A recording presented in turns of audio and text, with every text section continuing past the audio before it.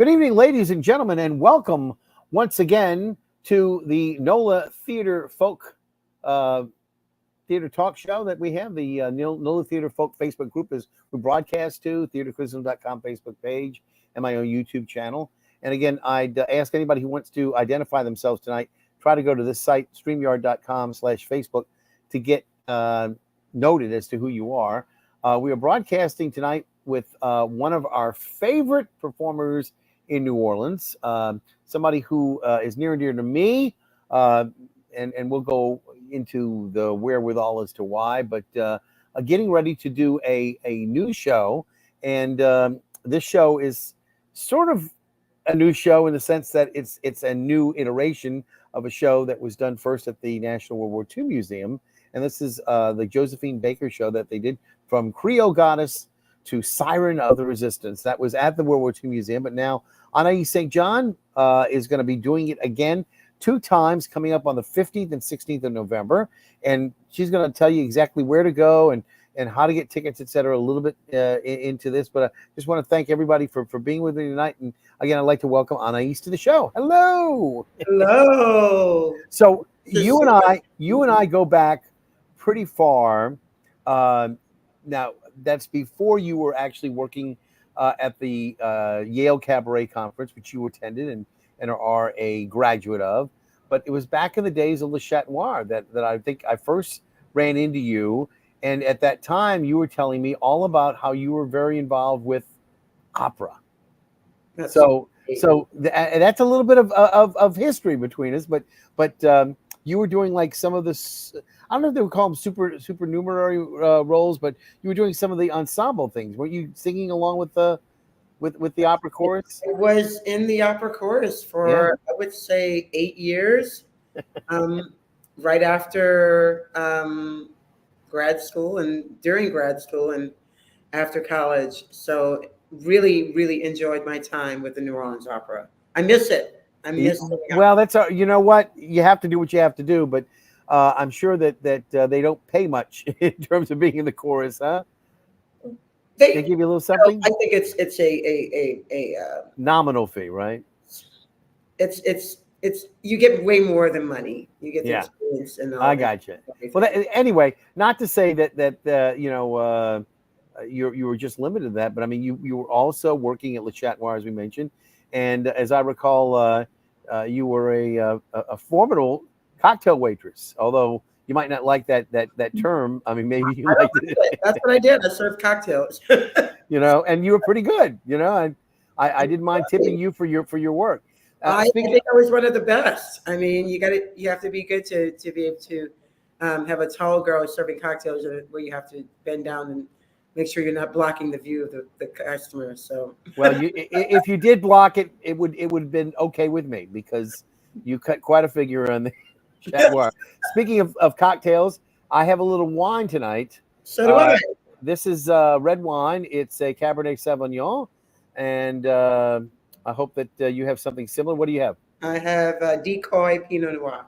Cheers. I'm so glad I did not get my Decoy tonight because I was going to have a Decoy as well. Very good. I like them a lot as a vineyard. Yes.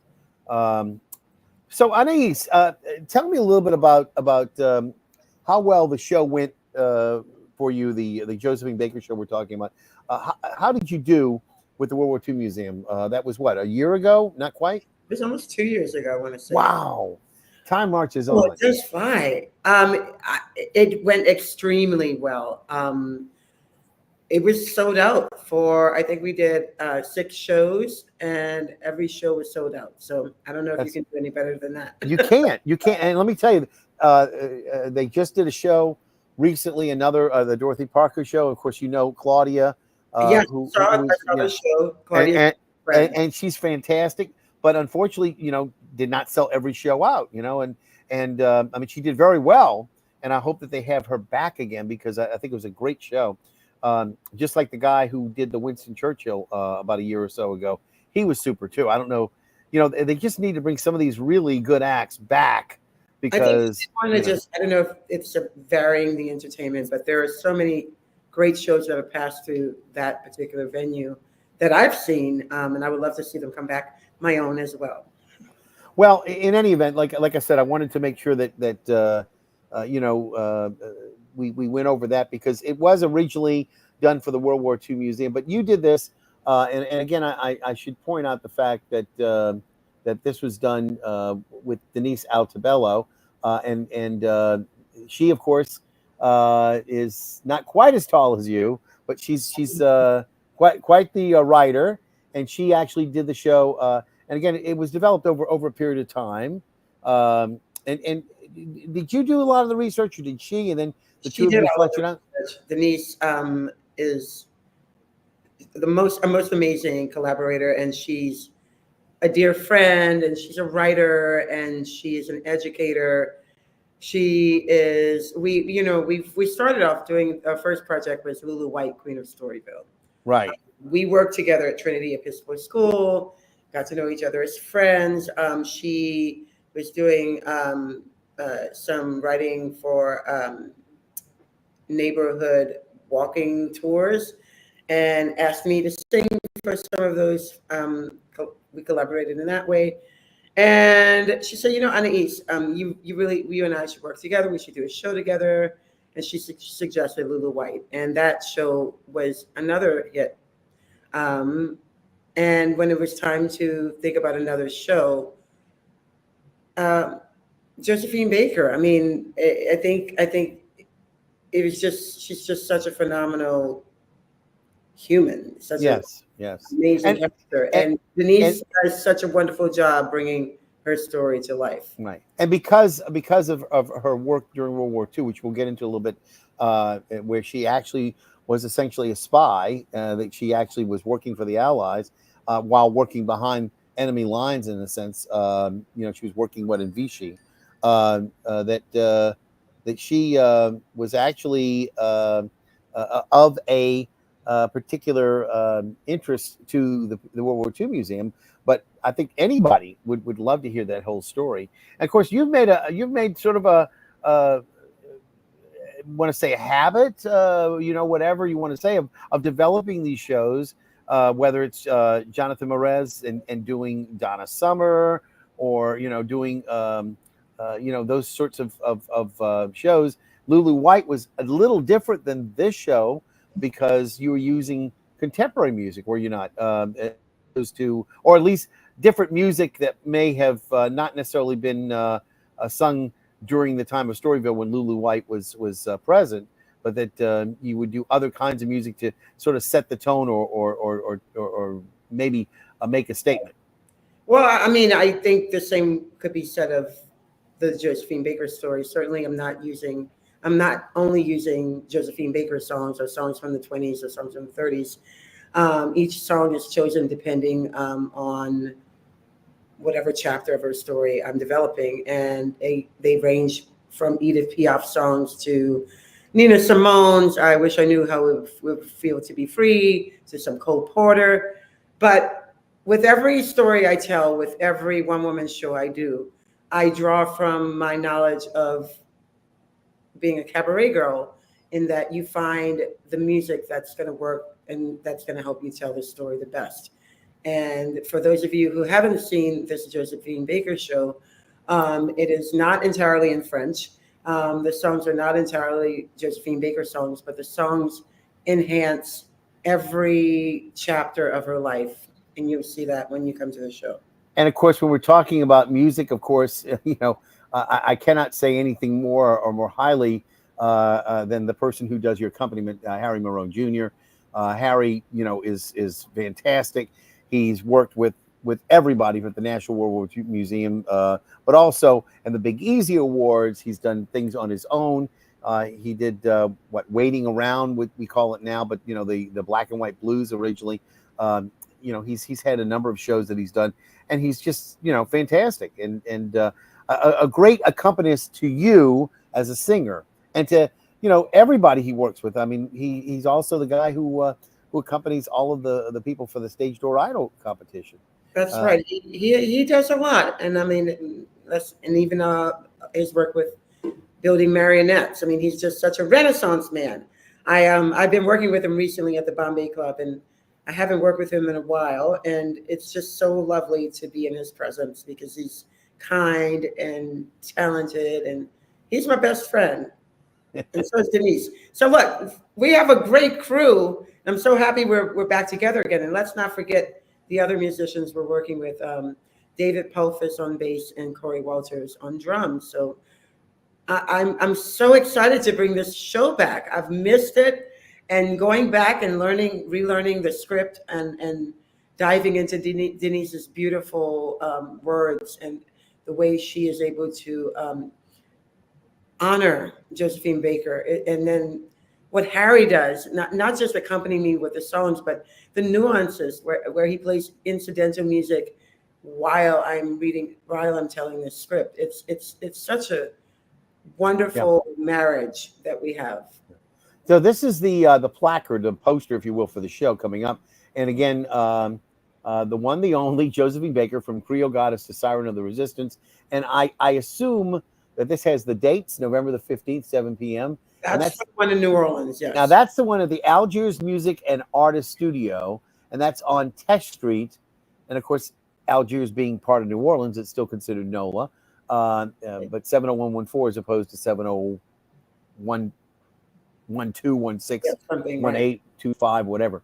And those are actual pictures of Josephine Baker, and there's one of her obviously as a siren, if you will, of the stage, and there's another one of her as a hero, in the war. So it's fantastic. Now there is a second night that you're going to be in Mississippi in Bay St. Louis. St. Louis, and that's going to be at the 100 Men Hall. Is that the Hall, which now, is you have to tell me it's a historic hall, because it's not just something that's sort of contemporary. It's been around for a while. Please. It's been around for a long time. It was built in 1922, and it started as a sort of a benevolent society for Blacks to gather to raise money for funerals, and then they had entertainment, and then eventually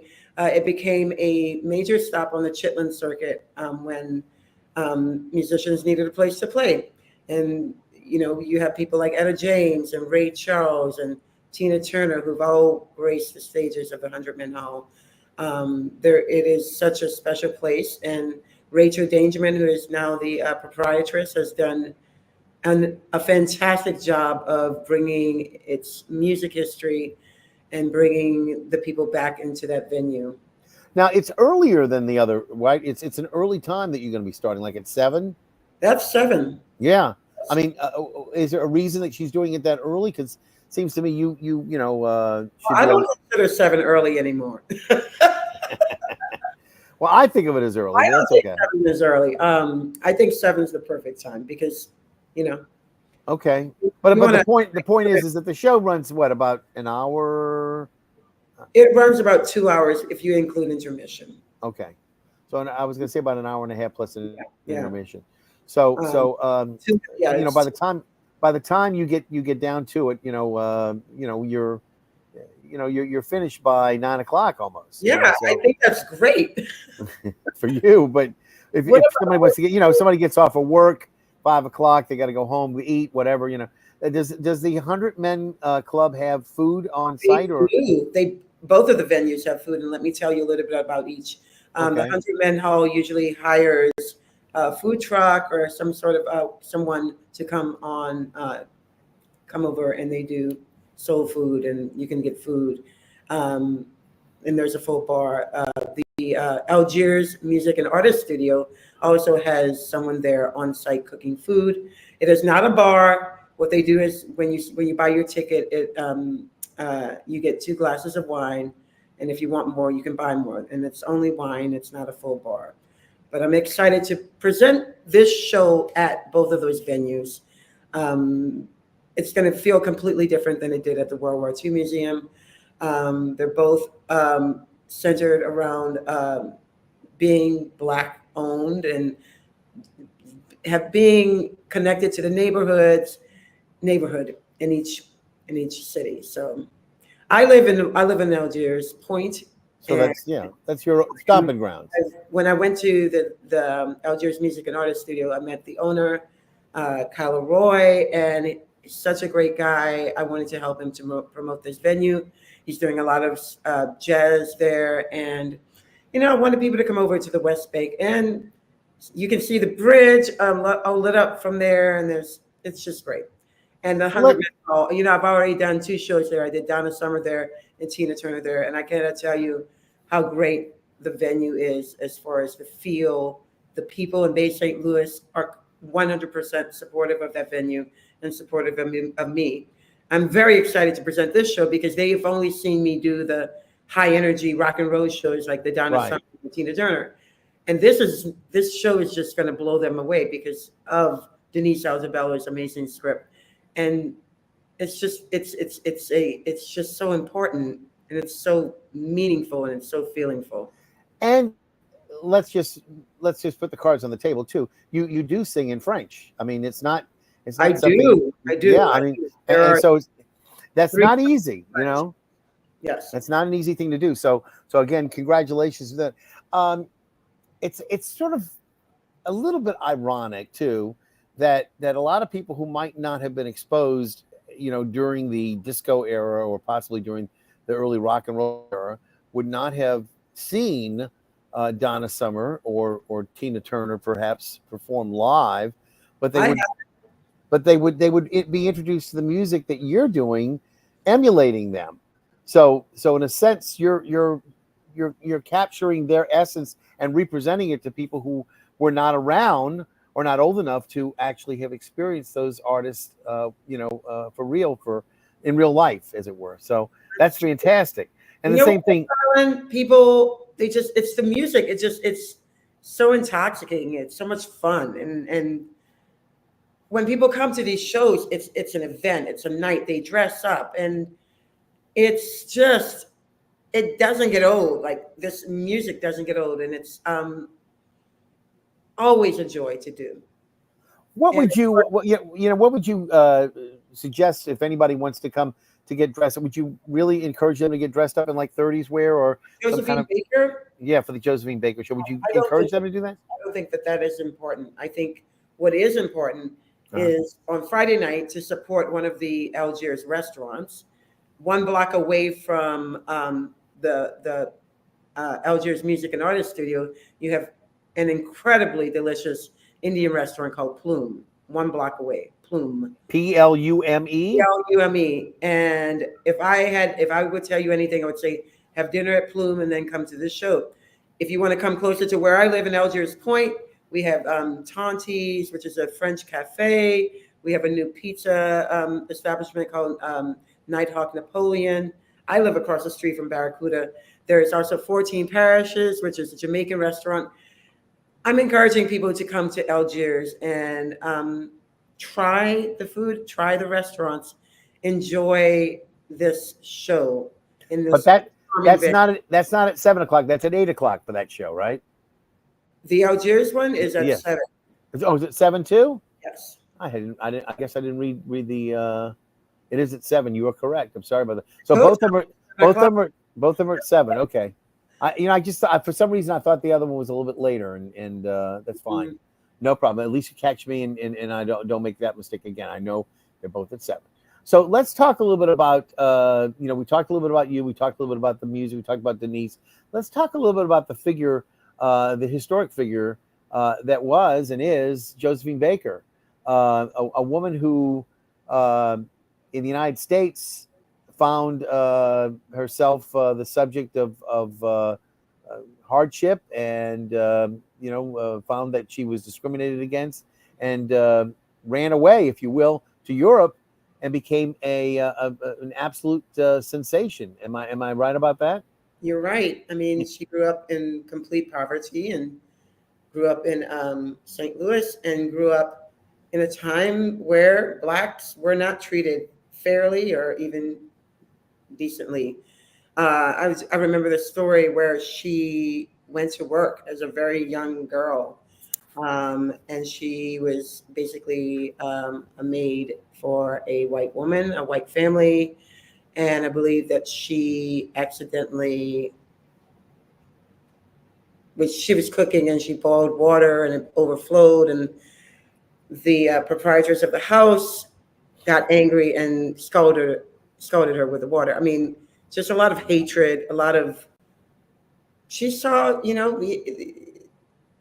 I just can't imagine what it must have been like to grow up seeing and feeling the hatred and the discrimination and the being so poor that you're, working as a child and scavenging for food. And she had a really rough life. And it wasn't easy for any Black person in America during that time. Yeah. So but she became Le Becker, as they said. Josephine Baker, Le Becker. And again, that's a picture of her, obviously back from the 20s, a real flapper. You can see, the pearls and the headdress that she's got on. But she was an endowed woman. I mean, we see pictures of her scantily clad that we have, but she kind of had a very attractive shape. That she I think her attraction too was not just her how alluring she was, but she was able to mix sexiness with comedy, and she found a way to present herself in a way that hadn't been presented. These dances, the comedy, the tongue-in-cheek allure of her entirety. Hadn't been done, and people were fascinated, and they wanted everything to do with Josephine Baker, the fashion, the look, the hair. She had a cosmetic line. She just became the belle of Paris.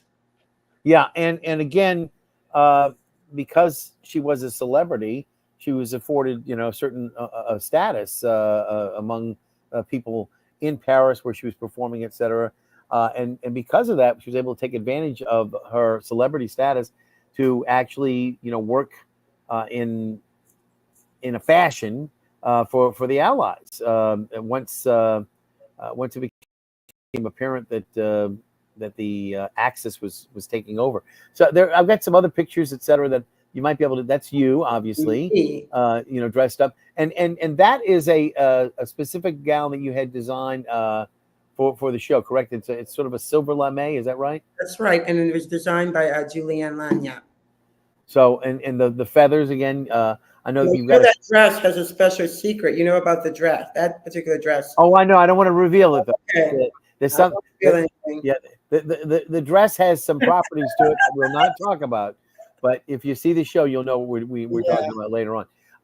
Now, who are the other gentlemen and ladies? So the gentleman with the glasses is David Pelfus. He plays the bass. Okay. The lady with the glasses is Corey Walters. He's a drummer. Okay. There's Hanson Perry. So that's your ensemble right there. For this show. And it's going to be the same band for both shows coming up in November. Same band. November the 15th. Or 15th. And this November the 16th in Bay St. Louis. So 15th and then I think this is another one of you with your drummer, and she's got Josephine Baker on there. That's kind of cool.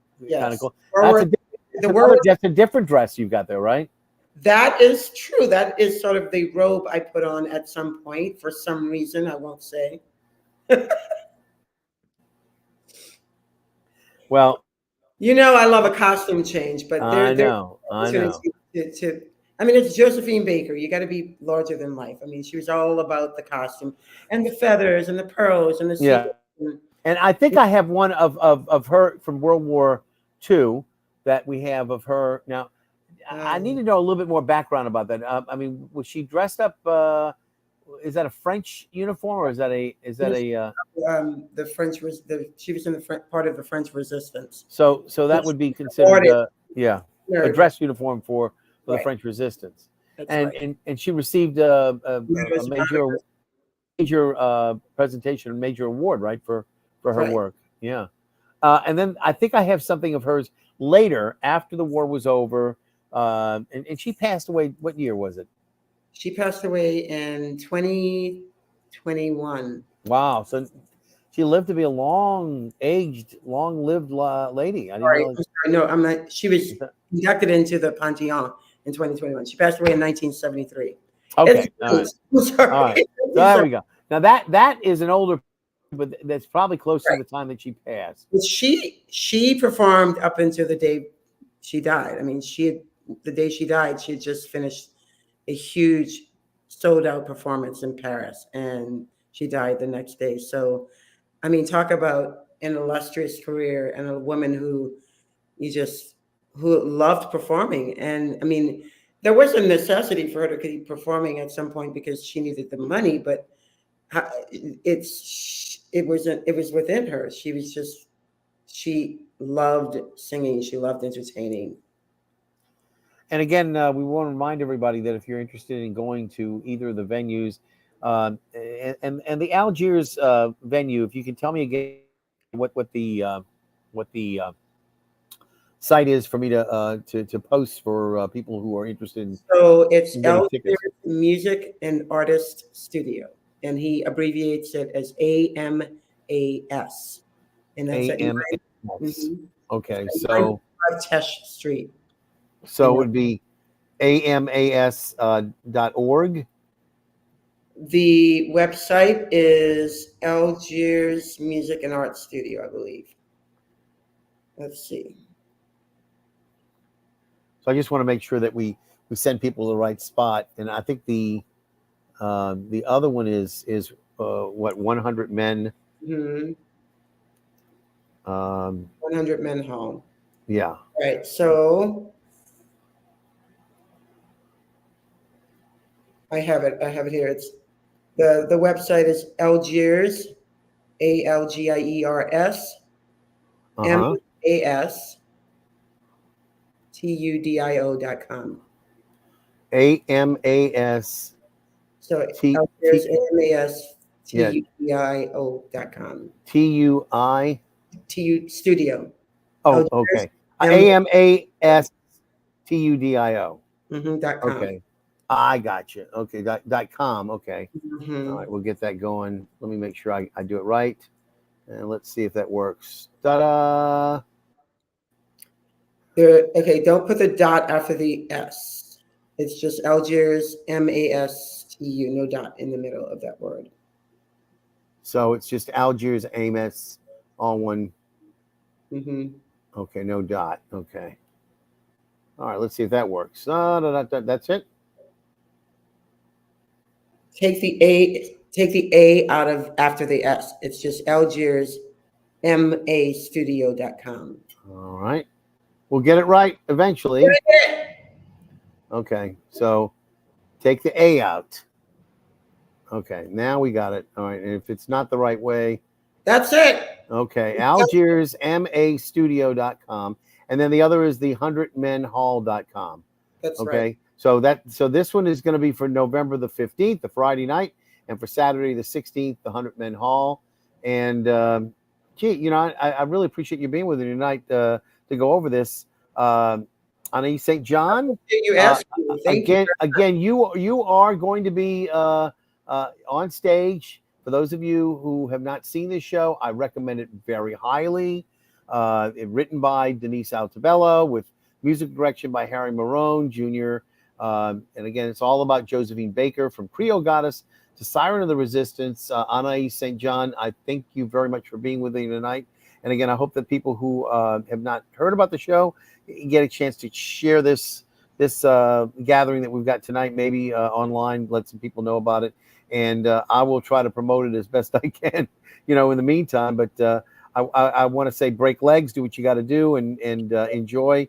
And as always, if you have anything that you need to promote, please let me know, because you are a great treasure for this city. And so is Harry Marone. Don't get me wrong on that, but it's always a pleasure to see you perform, because you bring all of these artists to life, and you are a delight to watch, a real talent. And anybody who hasn't seen you will be enthralled with the way that you do things. So I hope that everybody has a... All right, stick around for just a second. We're going to close things out. Again, thank you very much for being with me tonight, everybody. This is the NOLA Theatre Talk Show. We broadcast on the NOLA Theatre Folk Facebook group, on the criticism.com Facebook page, and my own YouTube channel. Again, thanks again to Anäis St. John for being with me. And again, I'll be back maybe next week. We'll have to see. I'm looking to see if I can get Rich Arnold and some of the people who are going to be participating in the upcoming Big Easy Boys and Girls show that they're doing, the Big Easy Beat, to see if they can come on next week, on next Monday. So if they can, we'll see them there. And in the meantime, I'll see you at the theater.